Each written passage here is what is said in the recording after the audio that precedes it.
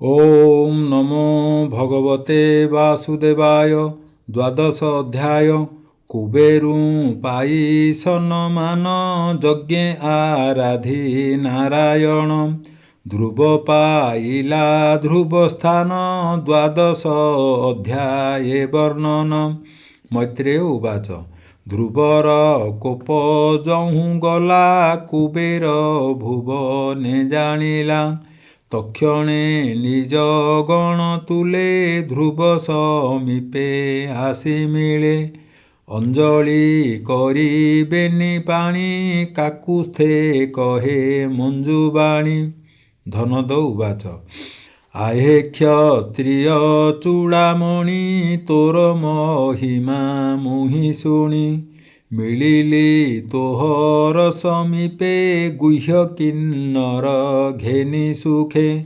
जेणु तू पितामह बोले कोप छाड़िलु रिपु तुले। भ्रातृमरणे कोप बही गुह्यक विनाशिलु तुहि। केहि काहार हंता नोहे प्राणी जीवन काल दहे। ए जीव अहंकार बही आत्मा को बोले तुहि मुहि। एनोहे ज्ञानींकर मत जाहाकू प्रसन्न अनंत। संसार देखे स्वप्न प्राय से मोहे नोहे पराजय। तोर मंगल हेउ नित्ये गृहे तू चल शुद्ध चित्ते। जा शक्ति माया गुणमयी तहिरे थाई जे न थाई। से हरि पादे आश्रय कर आत्मा को संसारु धर। तोते मो हृदय अनुराग जे तोर इच्छा बर मागम। हरिंकी हृदय परिमाणु तू बर योग्य हेउ तेणु। मैत्रेय उवाच। एमंते कुबेर बचने ध्रुव विचारी तोष मने। बोलई हरि पाद गते मोहर मन थाउ नित्ये। अन्य कल्पना नाही मोर जार प्रसन्ने भवु पारम। कहे कुबेर ध्रुवे चाही एबर लभ ध्रुव तुहि। एमंत कही ध्रुव पासे कुबेर गमिला आकाशे। एबे हो सुण महीपति ध्रुवर अर्जिला विभूति। कुबेर भुवनु संतोषे ध्रुव गमिला निज देशे। निज भुवने ध्रुव जाई ऋत्विज पुरोहित राई। संकल्प करी यज्ञ मते पूजिला विष्णु पाद गते। सर्वसंपद भोग कला गृहे उतान पाद बला। सर्व प्रकारे विष्णु पादे भक्ति साधिला अप्रमादे। प्रजाए ध्रुवर राजत्वे आनंदे बंचिले जगते। स्वभावे ध्रुव धर्मशील सुसाधु ब्राह्मण बचल। ध्रुव को पितृभावे जानी दुख सुख को न प्रमाणी। आनंद मन जन प्रजा ध्रुव सपत द्वीपे राजा। 36 सहस्र बरस स्वभावे परम आयुष। आनंद चित्ते भोग कला भूमि मंडले मनुबला। भोगे करिला पुण्यक्षय व्रत दानरे अघक्षय। तृतीय वर्ग भोग करी पुत्र को अधिराजे बरी। नृप आसने बसाइले विधिरे अभिषेक कले। आत्मसंपद आदि जेते स्वप्न प्राय मणि चित्ते। ବିଷ୍ଣୁର ମାୟା ବଳ ଜାଣି ଗନ୍ଧର୍ବପୁର ପ୍ରାୟମଣି ସର୍ବସମ୍ପଦ ପରିହରି ସଂଯମେ ଆତ୍ମା ବଶ କରି ତପସ୍ୟା ପାଇଁ ସେ ଚଳିଲା ବଦରି ଆଶ୍ରମେ ମିଳିଲା ବିଷ୍ଣୁର ସ୍ଥୂଳ ରୂପେ ମନ ସଂଯମ ବଳେ କରି ଧ୍ୟାନ ତକ୍ଷଣେ ଲିଙ୍ଗ ରୂପ ଗଲା ନିର୍ମଳ ଜ୍ୟୋତି ପ୍ରକାଶିଲା ଧ୍ରୁବର ଭକ୍ତି ଦୃଢ଼ ହେଲା ତା ଅଭିମାନ ଦୂରେ ଗଲା ନୟନୁ ଅଶ୍ରୁ ବିଗଳିତ ଆନନ୍ଦେ ଅଙ୍ଗ ପୁଲକିତ ବିମାନ ଦେଖିଲା ଗଗନେ ପୂର୍ଣ୍ଣିମା ସୁଧା କର ଯେହ୍ନେ ତେଜେ ବିରାଜେ ଦଶ ଦିଶ ଆକାଶୁ ହେଲା ପରବେଶ ରଥେ ଅଛନ୍ତି ବେନି ଦୂତ ଗଞ୍ଜନ୍ତି ଶଶାଙ୍କ ଆଦିତ୍ୟ କିଶୋର ତନୁ ଶ୍ୟାମ ବର୍ଣ୍ଣ ଅରୁଣ ପଙ୍କଜ ଲୋଚନ ସୋହେ ସୁନ୍ଦର ଭୁଜ ଚାରି ବିଷ୍ଣୁ ଆୟୁଧ ଛନ୍ତି ଧରି ଅଙ୍ଗଦ କିରୀଟ କୁଣ୍ଡଳ ହୃଦେ ଲମ୍ବଇ ବନମାଳ ଧ୍ରୁବ ନିକଟେ ଯାଇ ମିଳି ଗଗନୁ ଖସେ କି ବିଜୁଳି ତୁଣ୍ଡେ ଗୋବିନ୍ଦ ନାମ ଗାଇ କପାଳେ ବେନି କର ଦେଇ ଧ୍ରୁବନ ମିଲା ପାଦ ମୂଳେ ରୋମ ପୁଲକ ଅଶ୍ରୁ ଜଳେ ସୁନନ୍ଦ ନନ୍ଦ ପାରିଷଦେ ତକ୍ଷଣେ ମିଳିଣ ଆନନ୍ଦେ ଶ୍ରୀକୃଷ୍ଣ ନାମ ତୁଣ୍ଡେ ଗାଇ ବୋଲନ୍ତି ଧ୍ରୁବ ମୁଖ ଚାହିଁ ଶୁଣ ଉତାନ ପାଦ ସୁତ ସଂସାରେ ତୁହି ଭାଗ୍ୟବନ୍ତ ତୁ ବାଳ ପଞ୍ଚମ ବରସେ ତପେ ତୋଷିଲୁ ହୃଷିକେଶେ ଏବେ ଗୋବିନ୍ଦ ଆଜ୍ଞା ଶିରେ ଘେନି ମିଳିଲୁ ତୋ ଛାମୁରେ ଧ୍ରୁବ ପଦକୁ ନେବୁ ତୋତେ ଦେଖ କାଞ୍ଚନ ଦିବ୍ୟ ରଥେ ଦୁର୍ଲଭ ବିଷ୍ଣୁ ପଦ ତୁହି ବଳେ ଲଭିଲୁ ତପଦାହି ଯେ ଶିଶୁମାର ଚକ୍ର ତଳେ ଚନ୍ଦ୍ର ଆଦିତ୍ୟ ତାରା ମେଳେ ନିତ୍ୟେ ଭ୍ରମନ୍ତି ପ୍ରଦକ୍ଷିଣେ ଯେସନେ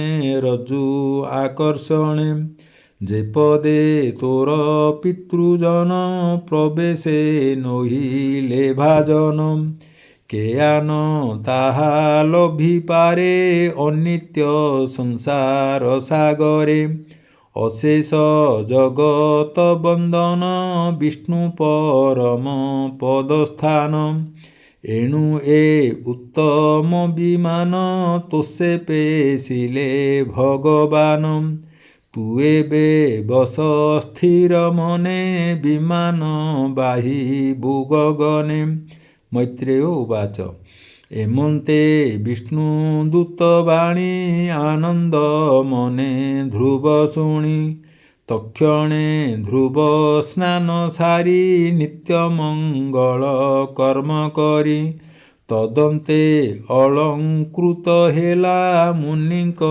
ଚରଣେ ନମିଲା ମୁନିଜନଙ୍କ ଆଶୀର୍ବାଦେ ଜୟ ମଙ୍ଗଳ ବେଦନାଦେ ବିମାନ ପ୍ରଦକ୍ଷିଣ କରି ବିଷ୍ଣୁ ଦୂତଙ୍କୁ ନମସ୍କରି ହିରଣ୍ୟମୟ ରୂପ ଧରେ ସ୍ୱତେଜେ ଦଶ ଦିଗପୁରେ ଗନ୍ଧର୍ବ ଚତୁର୍ବିଧ ବାଦ୍ୟେ ଦିଗ ପୁରିଲେ ଗୀତନାଦେ ପୁଷ୍ପ ବରସନ୍ତି ହରଷେ ବିବୁଧେ ଦେଖନ୍ତି ଆକାଶେ ତକ୍ଷଣେ ସୁନୀତିର କଥା ସ୍ମରଣେ ଧ୍ରୁବ ମନେ ବ୍ୟଥା ଦୁଃଖିନୀ ମୋହର ଜନନୀ ତାହାକୁ ତେଜି ମୁହିଁ ପୁଣି ଯିବି ମୁଁ ସ୍ୱର୍ଗକୁ କି ରୂପେ ଦୂତେ ଜାଣିଲେ ତା ସଂକଳ୍ପେ ବୋଇଲେ ଦେଖ ଭକ୍ତାଗ୍ରଣୀ ଅଗ୍ରେ ବିମାନେ ତୋ ଜନନୀ ତା ଶୁଣି ଚିତ୍ତ କଲା ସ୍ଥିର ସେ ବିଷ୍ଣୁ ଭକ୍ତଙ୍କର ବରମ୍ ସୁନୀତି ଜନନୀ ସହିତେ ବସିଲା ରତ୍ନମୟ ରଥେ ବିମାନ ଯାନ୍ତେ ସ୍ୱର୍ଗ ପଥେ ଦେବେ ଯେ ବସି ନିଜ ରଥେ ଧ୍ରୁବକୁ ଦେଖି ପ୍ରଶସନ୍ତି କେବା ଆନନ୍ଦେ କରେ ସ୍ତୁତି ଏମନ୍ତେ ପୁଷ୍ପ ବୃଷ୍ଟି ପଥେ ଗ୍ରହଙ୍କୁ ଦେଖିଲା ଅଗ୍ରତେ ତ୍ରୈଲୋକ୍ୟ ଜିଣି ଦିବ୍ୟ ଜାନେ ମୁନିଙ୍କି ଦେଖିଲା ବିମାନେ ମୁନିଙ୍କି ନମୀଣ ଆନନ୍ଦେ ବିଜୟେ କଲା ବିଷ୍ଣୁ ପଦେ ସେ ବିଷ୍ଣୁ ପଦର ମହିମା କେ କହିପାରେ ଗୁଣ ସୀମା ଯେ ପ୍ରାଣୀ ଶାନ୍ତ ସମଦୃଶ ଅଶେଷ ଜନ୍ତୁଙ୍କ ବିଶ୍ୱାସ ହରିଚରଣେ ଚିତ୍ତ ଯାର ସନ୍ତୋଷ ଶୁଦ୍ଧ ସାଧୁ ଧୀର ସେ ପ୍ରାଣୀ ସେ ପୁରେ ପଶନ୍ତି ମାୟା ବନ୍ଧନୁ ନିସ୍ତରନ୍ତି ଏଣୁ ଉତ୍ତାନ ପାଦ ସୁତ ବିଷ୍ଣୁର ପରମ ଭକତ ତ୍ରିଲୋକ ଚୂଡ଼ାମଣି ସ୍ଥାନେ ବସିଲା ନିଶ୍ଚଳ ଆସନେ ଗଭୀର ବେଗେ କାଳଚକ୍ରେ ବାୟୁର ସନା ଅତିରେକେ ଗ୍ରହ ନକ୍ଷତ୍ର ତାରାଗଣେ ଭ୍ରମନ୍ତି ମେଧି ଆକର୍ଷଣେ ତାର ମହିମା ଯଶ ଘୋଷି ବିନାଶ ବଦେ ଦେବ ଋଷି ପ୍ରଚେତା ଗଣ ସଙ୍ଗେ ଥାଇ ନୃତ୍ୟ କରନ୍ତି ଗୀତ ଗାଇ ଧ୍ରୁବର ଯଶ ଗୁଣ ବୃନ୍ଦ ସେ ଯଜ୍ଞେ କହନ୍ତି ନାରଦ ନାରଦ ଉବାଚ କିପତି ବ୍ରତା ଏ ସୁନୀତି କିବା ତା ସୁତ ଧ୍ରୁବ ଗତି କିବା ତା ତପର ପ୍ରଭାବ ବେଦବାଦିଙ୍କି ଅସମ୍ଭବ ମାତୃଷ ପତ୍ନୀ ବାକ୍ୟ ଯନ୍ତ୍ରେ ବନସ୍ତେ ପଶିଲା ଯେମନ୍ତେ ହରିଙ୍କି ତୋଷିଲା ଜନନୀ ସଙ୍ଗେ ସ୍ୱର୍ଗେ ଗଲା ମୈତ୍ରେୟ ଉବାଚ ଶୁଣ ହେ ବ୍ୟାସଙ୍କ କୁମର ତୁ ସାଧୁ ଜନ ମଧ୍ୟେବର ତୁ ତେଣୁ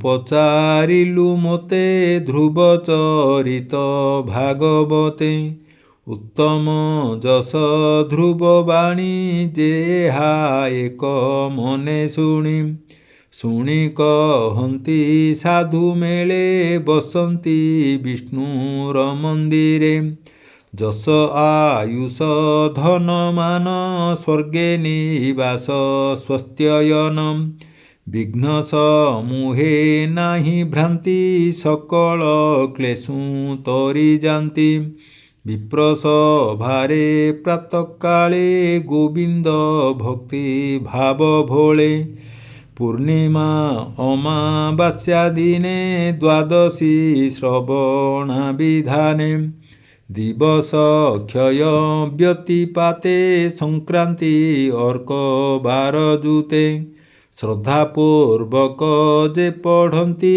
ଅଥବା ଶ୍ରବଣେ ଶୁଣନ୍ତି ଜ୍ଞାନ ସନ୍ତୋଷ ପ୍ରାଣୀଙ୍କର ଚତୁର ବର୍ଗ ନୋହେ ଦୂର ସକାମ ଚିତ୍ତେ ଚିନ୍ତେ ଯେବେ ଶୁଣନ୍ତି ଧନ ପୁତ୍ର ଲାଭେ କୁଳେଷୁ ପୁତ୍ର ହୋଇ ଜାତ ଶୁଣେ ଯେ ଧ୍ରୁବର ଚରିତ ସଂସାର ଜନ ହିତେ ଗୀତ କହିଲା ବିପ୍ର ଜଗନ୍ନାଥ ଧ୍ରୁବ ଭକତ ଶିରୋମଣି ଏ ପାପୀ ଜନେ ନିୟଟାଣି ଇତି ଶ୍ରୀମଦ୍ଭାଗବତେ ମହାପୁରାଣେ ପାରମହଂସ୍ୟାଂ ସଂହିତାୟାଂ ଚତୁର୍ଥ ସ୍କନ୍ଧେ ଧ୍ରୁବଚରିतं ନାମ द्वादशोऽध्यायः।